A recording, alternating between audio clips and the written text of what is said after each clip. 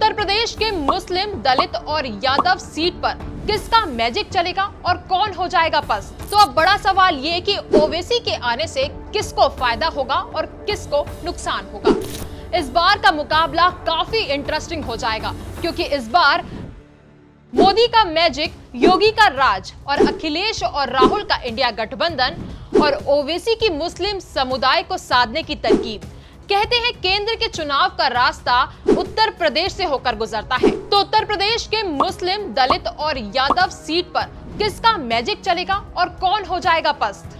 इस बार का मुकाबला काफी इंटरेस्टिंग हो जाएगा, क्योंकि इस बार कांग्रेस, सपा और भाजपा के अलावा AIMIM भी और भी ज्यादा मजबूती से मैदान में उतरने जा रही है। तो अब बड़ा सवाल ये कि ओवैसी के आने से किसको फायदा होगा और किसको नुकसान होगा, और क्या भाजपा इसी वजह से उम्मीदवारों को उतारने में जल्दबाजी कर रही है। नमस्कार, मेरा नाम है गजल शर्मा और आप देख रहे हैं खबर विभाग। भाजपा ने 195 सीटों पर अपने उम्मीदवारों की घोषणा कर दी है और इनमें से उत्तर प्रदेश की 51 सीटों पर अपना पासा फेंक दिया है। और इन 51 सीटों में से 6 सीटें ऐसी हैं जो अल्पसंख्यक है, यानी कि इन सीटों में मुस्लिम, यादव और दलित समुदाय की संख्या ज्यादा है। एक रिपोर्ट के अनुसार उत्तर प्रदेश की हर एक लोकसभा सीट में 40% से भी ज्यादा मुस्लिम, यादव और दलित की आबादी है। इनमें से 10 लोकसभा सीट में 60% से भी ज्यादा ऐसे लोग हैं जो मुस्लिम, दलित और यादव समाज से बिलोंग करते हैं। तो वहीं 37 सीट ऐसी हैं जिनमें 50 से 60% के बीच में ही लोग ऐसे हैं जो MYD यानी कि मुस्लिम, यादव और दलित समाज से बिलोंग करते हैं। और बची हुई 33 सीट ऐसी हैं जिनमें 40% या उससे ज्यादा लोग अल्पसंख्यक हैं। तो आज हम इस वीडियो में इन अल्पसंख्यक सीटों का एनालिसिस करेंगे और देखते हैं कि इनके सियासी संकेत क्या कहते हैं। कौन सी सीट बीजेपी के लिए फायदेमंद होगी और कौन सी सीट बीजेपी के हाथों से फिसल जाएगी। तो सबसे पहले बात कर लेते हैं उत्तर प्रदेश की उन अल्पसंख्यक सीटों की और भाजपा के द्वारा मैदान में उतारे गए उन उम्मीदवारों की। सबसे पहली अल्पसंख्यक सीट है नगीना, जिसमें ओम कुमार बीजेपी कैंडिडेट के तौर पर मैदान में उतारे गए हैं। और दूसरी सीट है बुलंदशहर, जहां से बीजेपी ने भोला सिंह पर दांव खेला है। तीसरी बाराबांकी, यहां से उपेंद्र सिंह रावत। चौथी बांसगांव, यहां से कमलेश पासवान। लालगंज, नीलम सोनकर और आगरा से सत्यपाल सिंह बघेल को मैदान में उतारा गया है।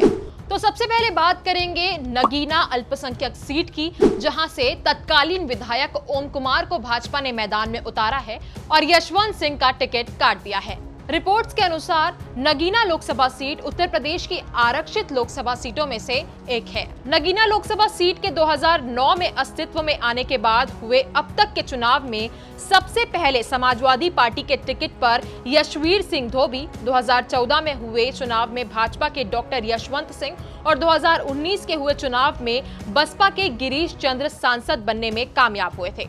और एक बार फिर से इस मुस्लिम बाहुल्य इलाके में कमल खिलाने की बड़ी चुनौती है। ऐसा इसलिए क्योंकि ओवैसी लगातार समाजवादी पार्टी से नगीना लोकसभा सीट देने की बात कर रहे हैं, लेकिन अभी तक उनके बीच में कोई बात बन नहीं पा रही है। लेकिन अगर बात बनती है तो ऐसे में ओवैसी नगीना लोकसभा सीट से अपनी चाल चलेंगे और इसके बाद भाजपा के लिए एक बड़ी मुश्किल खड़ी हो सकती है। तो वहीं दूसरी ओर अगर समाजवादी पार्टी और AIMIM के बीच बात बन जाती है तो नगीना लोकसभा सीट पर 3 उम्मीदवारों के बीच सीधी टक्कर होगी और ऐसे में भाजपा के लिए ये फायदेमंद हो सकता है। नगीना लोकसभा सीट से टिकट पाने में कामयाब हुए विधायक ओम कुमार के लिए पार्टी की उम्मीद पर खरा उतरने की कड़ी चुनौती होगी। राजनीति में आने से पहले विधायक ओम कुमार ने कई वर्षों तक सेना में भी काम किया था। बाद में उन्होंने एक सिक्योरिटी कंपनी का भी व्यवसाय कर लिया था और इसके बाद राजनीतिक पारी की शुरुआत 2012 में बसपा के टिकट से नहटौर विधानसभा सीट से विधायक बनकर हुई थी। 2017 के चुनाव से पहले उन्होंने बसपा का साथ छोड़ भाजपा का दामन थाम लिया था और विधायक बन गए थे। 2022 के चुनाव में भी उन्होंने भाजपा के टिकट पर जीत दर्ज कर अपनी जीत की हैट्रिक बनाई थी। तो चलिए अब बात कर लेते हैं भाजपा की दूसरी अल्पसंख्यक सीट की, यानी कि बुलंदशहर की, जहां से भाजपा ने भोला सिंह को प्रत्याशी बनाया है। तो भाजपा ने इस बार तीसरी बार भोला सिंह को प्रत्याशी बनाया है और ऐसी उम्मीद जताई जा रही है कि भोला सिंह इस बार फिर से कमल खिलाने में कामयाब होंगे। साल 2019 की बात करें तो लोकसभा चुनाव में भोला सिंह ने बड़े अंतर से बसपा के योगेश वर्मा को हराया था, जबकि 2014 के लोकसभा चुनाव में भोला सिंह ने बसपा के प्रदीप कुमार जाटव को हराया था। इस बार गठबंधन में कांग्रेस के खाते में सीट जाने और बसपा की ओर से बिना गठबंधन चुनाव लड़ने से स्थिति फिर एक तरफा हो सकती है और इसके साथ ही आरएलडी के एनडीए में शामिल होने का फायदा भी भोला सिंह को मिलेगा। तो बुलंदशहर सीट से बीजेपी की एक तरफा जीत होने की पूरी संभावना है। तो चलिए अब बात कर लेते हैं उत्तर प्रदेश की तीसरी अल्पसंख्यक सीट की, यानी कि बाराबंकी की। बाराबंकी से भाजपा ने उपेंद्र सिंह राव को मैदान में उतारा है और बता दें कि पिछली बार यानी कि 2019 में भी भाजपा ने उपेंद्र सिंह राव को टिकट दी थी और उन्होंने बड़े अंतर से इस चुनाव में जीत हासिल की थी। उपेंद्र सिंह राव साल 2017 के चुनाव में जैदपुर विधानसभा सीट से पहली बार भाजपा के विधायक बने। इसके बाद 2019 के चुनाव में पार्टी ने विधायक रहते हुए सांसद का प्रत्याशी बनाया और जीत भी मिली थी। 2017 में विधायकी के चुनाव में भी उपेंद्र रावत के सामने कांग्रेस के पूर्व सांसद पीएल पुनिया के पुत्र तनुज पुनिया कांग्रेस सपा गठबंधन के प्रत्याशी थे।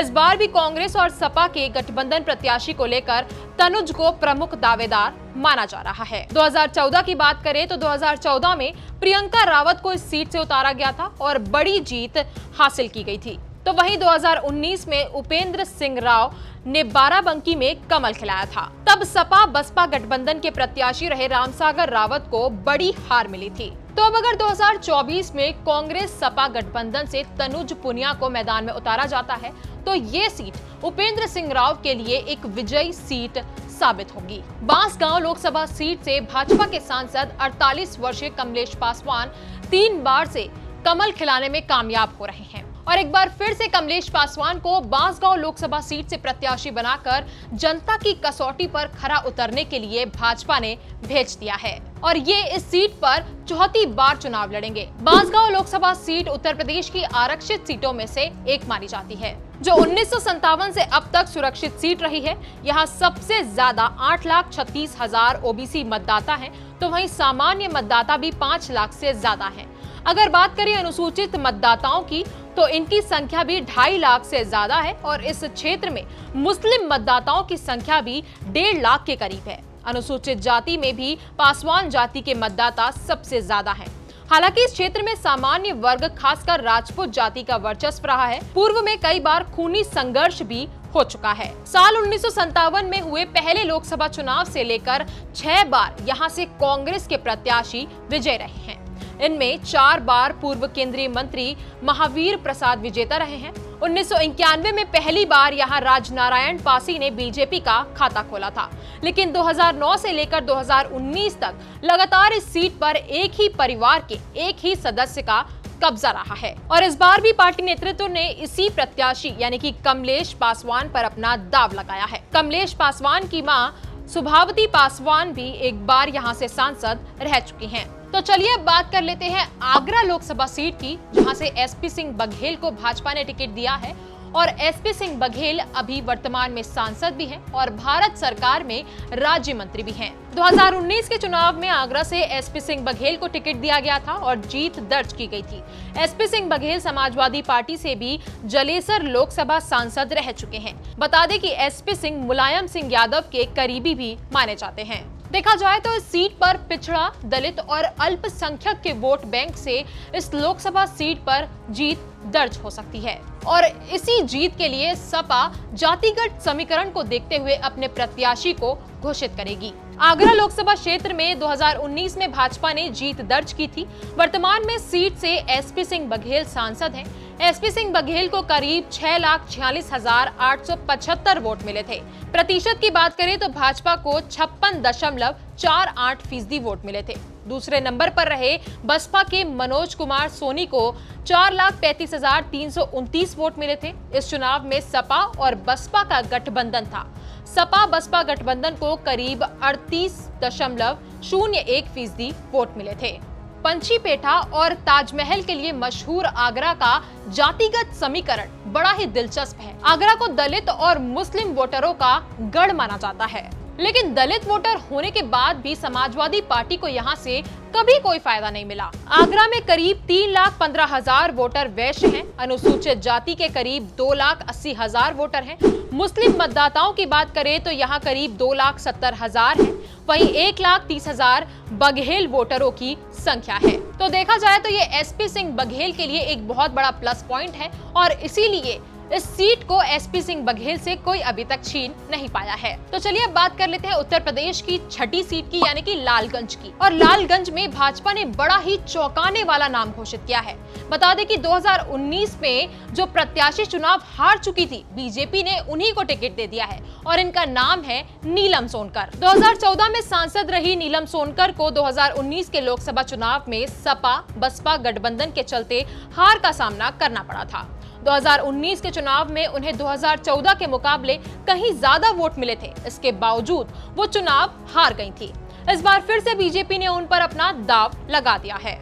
तो वहीं अगर लालगंज लोकसभा सीट का जातीय समीकरण देखा जाए तो यहाँ पर सोनकर वोटरों की अच्छी खासी संख्या है। 2019 के चुनाव में 2014 के कंपैरिजन में नीलम सोनकर को कहीं ज्यादा वोट मिले थे, लेकिन इसके बाद भी पार्टी ने एक बार फिर से नीलम सोनकर पर भरोसा जताया है। तो अब देखने वाली बात ये होगी कि लालगंज सीट में नीलम सोनकर इस बार जीत पाती हैं या नहीं। 2019 में भाजपा की लहर के आगे विपक्ष ने घुटने टेक दिए थे। ऐसा लग ही नहीं रहा था कि कोई विपक्ष भी है और एक बार फिर से दुनिया की सबसे बड़ी पार्टी ने सबसे बड़ी जीत का दावा किया है और इस जीत के लिए वो कोई कसर नहीं छोड़ रही है।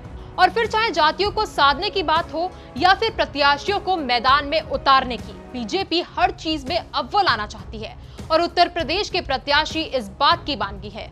पर क्या टक्कर आसान होगी या फिर यूपी बीजेपी को चौंका देगी? हमें कमेंट कर जरूर बताएं। इस वीडियो में बस इतना ही। अगर आपको ये वीडियो पसंद आया हो तो इसे लाइक और शेयर जरूर करें और हमारे चैनल खबर बेबाक को सब्सक्राइब करना ना भूलें।